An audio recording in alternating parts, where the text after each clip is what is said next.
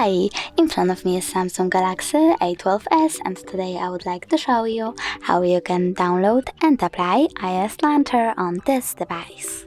First of all, go into Play Store and click on the search bar. Now you need to type iOS Launcher and download this app from this developer. After that, open it.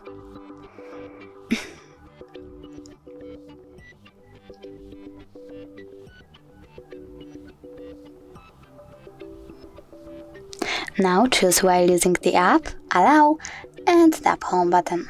After that, select iOS Launcher, click on Always, select Got it, and OK. As you can see, Apple layout was applied successfully on my device.